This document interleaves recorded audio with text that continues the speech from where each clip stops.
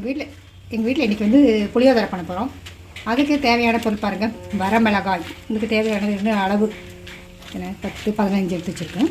அப்புறம் வந்து கருவேப்பிலை, மிளகு, தனியா, கடலைப்பருப்பு, உளுந்தம்பருப்பு, அப்புறம் வந்து மிளகு, சீரகம், இதெல்லாம் ஒரு தேவையான அளவு. வெள்ளை எள், முக்கியமாக வெள்ளை எள் தேவை.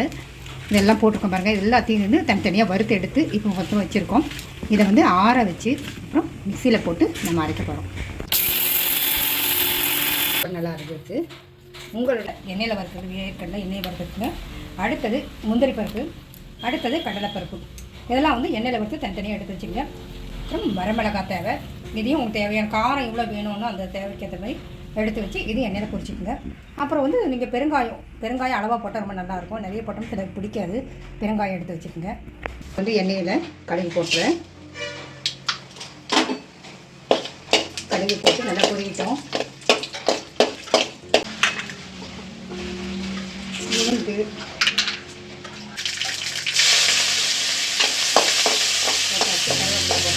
இது போட்டால் நல்லாயிருக்கும்.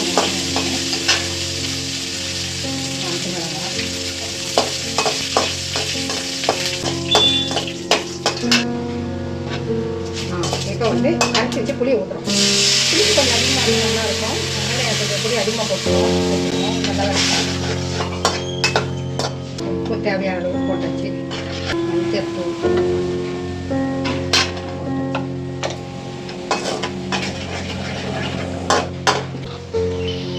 இப்போ புளி வந்து நல்லா புளி நல்லா செஞ்சிருச்சு.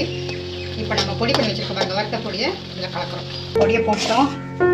இதை வந்து சாதத்தில் போட்டு கலரணும். அவ்வளோதான்.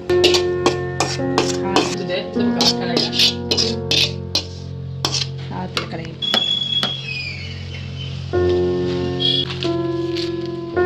வேர்க்கடலை, முந்திரி பருப்பு, கடலைப்பருப்பு மொத்தம் போடலாம்.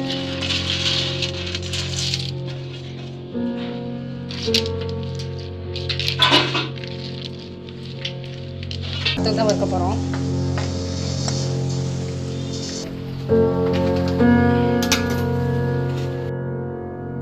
ஆயிடுச்சு. அடுத்தது வந்து கருவேப்பிலை அப்படி போட்டுக்கோங்க. இந்த வறுத்த கருவேப்பிலை போட்டுக்கலாம்.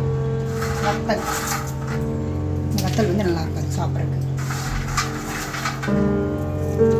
அவ்வளோதான், புளியோதரை ரெடி. இதை அடிக்கடி நீங்கள் செஞ்சீங்கன்னா பசங்க எல்லாம் நல்லா விரும்பி சாப்பிடுவாங்க. அது செய்யறதுக்கு ஈஸியாக இருக்கும். பழக்காயிடம் ஈஸியாக இருக்கும். நீங்களும் வீட்டில் செஞ்சு சாப்பிடுங்க.